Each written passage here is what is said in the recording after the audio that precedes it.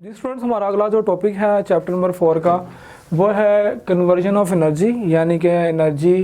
का law of conservation of energy जो है वो क्या है, इसमें हमने पढ़ना है। स्टूडेंट, आपने मैट्रिक क्लास के अंदर भी पढ़ा होगा कि एनर्जी को ना हम डिस्ट्रॉय कर सकते हैं, ख़त्म कर सकते हैं, ना ही हम उसे क्रिएट कर सकते हैं, बट हम उसे एक फॉर्म से दूसरी फॉर्म में कन्वर्ट कर सकते हैं। तो लॉ ऑफ कंजर्वेशन एनर्जी जो है बेसिक लॉ है फिजिक्स के अंदर, वो आपकी फर्स्ट ईयर की बुक के अंदर इस तरह डिफाइन किया गया है। Energy cannot be destroyed, it can be transformed from one kind to another, but the total amount of energy remains constant। कि एनर्जी को हम डिस्ट्रॉय नहीं कर सकते, जबकि इसे एक किस्म से दूसरी किस्म में हम तब्दील कर सकते हैं, जबकि टोटल एनर्जी जो है हमारे पास वही रहती है जो पहले थी। तो स्टूडेंट, हम एक मिसाल लेते हैं कि मेरे पास एक रोलर है, ये ग्राउंड लेवल के ऊपर जो है फिलहाल यहाँ पे इसकी जो ग्राउंड लेवल से मूव करता हुआ यहाँ से आ रहा है, यहाँ पे इसकी जो है मैक्सिमम काइनेटिक एनर्जी है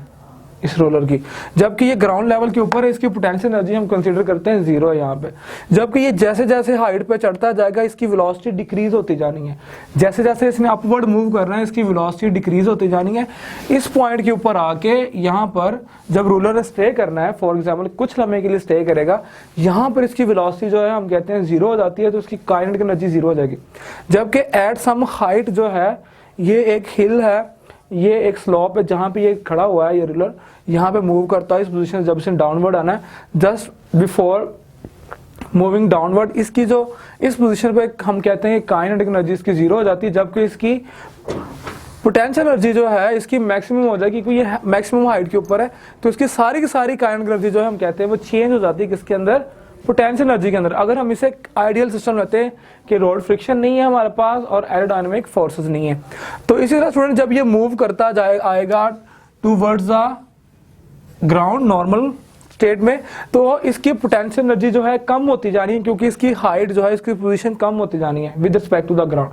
जबकि इसकी वेलोसिटी जो है इंक्रीज करती जानी है। तो एट द ग्राउंड वही इनिशियल पोजीशन पे जहाँ पे था, यहाँ पे आगे इसकी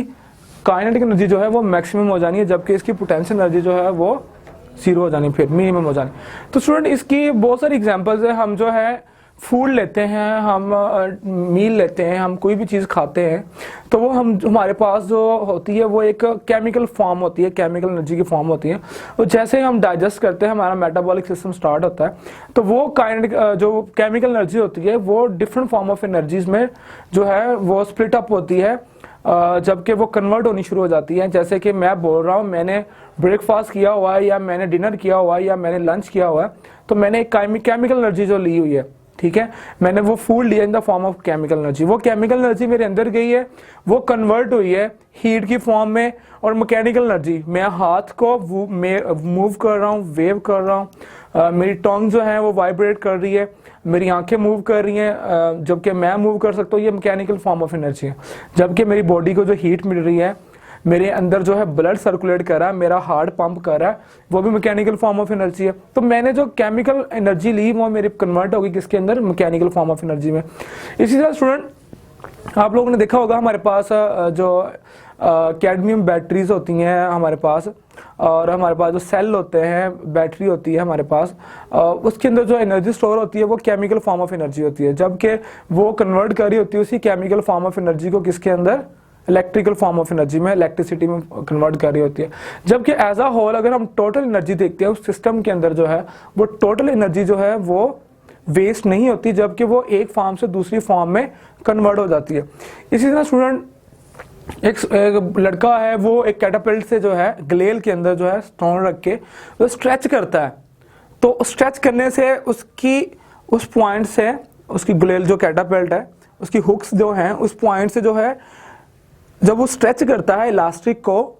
उस बेल्ट, इलास्टिक बेल्ट को जिसके अंदर स्टोन है, तो उसके अंदर वो उसने जो वर्क डन किया है वो in form of potential energy आ जाता है, इलास्टिक पोटेंशियल एनर्जी। जैसे उसे वो रिलीज करेगा तो उसने रश करना है, उस स्टोन ने उसने जब रश करना है तो वो पोटेंशियल एनर्जी जो है वो चेंज हो जानी किसके अंदर, काइनेटिक एनर्जी के अंदर। जैसे फॉर एग्जांपल मैं कहता हूँ आगे एक ग्लास पैन है, जब उससे स्ट्राइक करता है तो वो जो एनर्जी है, काइनेटिक एनर्जी जो है, उसने वर्क डन करना है, उसने उस ग्लास पैन के ऊपर वर्क डन ये करेगा, उसको स्मैश कर देगी, उसको ब्रेक कर देगी, तोड़ देगी। अब वो पीसेस जो हैं हमारे जो ग्लास पैन के वो पीसेस जो हैं उनको एनर्जी मिलनी है, उन्होंने भी मूव करना है, उन्होंने भी उनके अंदर एनर्जी आनी है, उनके अंदर मैकेनिकल एनर्जी की फॉर्म आनी है। जब उसने स्ट्राइक करना है तो उसने साउंड क्रिएट करना है, हमारी वो काइनेटिक एनर्जी जो थी वो कन्वर्ट होगी साउंड एनर्जी में। अब वो पीसेस जो है जहाँ पे वो हीट होना है वहाँ पे कोई ना कोई हीट डेवलप होनी है, तो वो हमारे पास जो है वो काइनेटिक एनर्जी का कुछ पोर्शन जो है वो चेंज हो जाना है किसके अंदर, हीट की फॉर्म में। बाकी जो है जो फॉर्म ऑफ एनर्जी रह जाती है हमारे पास जो है काइनेटिक एनर्जी रह जाती है, वो जो ग्लास पैन के पीसेस जो है उन्होंने भी मूव करना है। जब उन्होंने स्मैश होना है, किसी ने किस तरफ डायरेक्शन में, किसी ने किस डायरेक्शन में जो है मूव कर ग्राउंड पे चले जाना है, तो उनको भी वो काइनेटिक एनर्जी कुछ फॉर्म जो है वो मिल जानी है। तीसरा हमारे पास जो टोटल एनर्जी जो वर्क डन किया उस बॉय ने कैटापिल्ट के जो इलास्टिक बेल्ट था उसको स्ट्रेच करने में, और वो जो उसका वर्क डन था वो उस स्टोन के अंदर क्या हो गया, स्टोर हो गया। जब उसने इसे रिलीज किया तो वो potential elastic potential energy convert हुई काइनेटिक एनर्जी में। उसने जाके ग्लास पैन पे जब हिट किया, स्ट्राइक किया स्टोन, तो वो चेंज होगी मैकेनिकल फॉर्म में। मैकेनिकल फॉर्म में चेंज होने के बाद जो है वो काइनेटिक एनर्जी की जो मैकेनिकल फॉर्म है वो हीट फॉर्म में, साउंड फॉर्म में, और दूसरी जो उसकी पीसीस हैं ग्लास पैन के उसके जो है उनको वो कन्वर्ट होगी। तो इस तरह जो टोटल एनर्जी अगर हम देखते हैं, सम अप करते हैं, तो टोटल एनर्जी हमारे पास क्या रहती है, सेम रहती है। तो इस तरह हम कहते हैं कि सिस्टम की एक सिस्टम है, दुनिया हमारा सिस्टम है, इसके अंदर जो जितनी भी फॉर्म ऑफ एनर्जी जो है वो हमारे पास क्या रहती हैं, कंजर्व रहती हैं।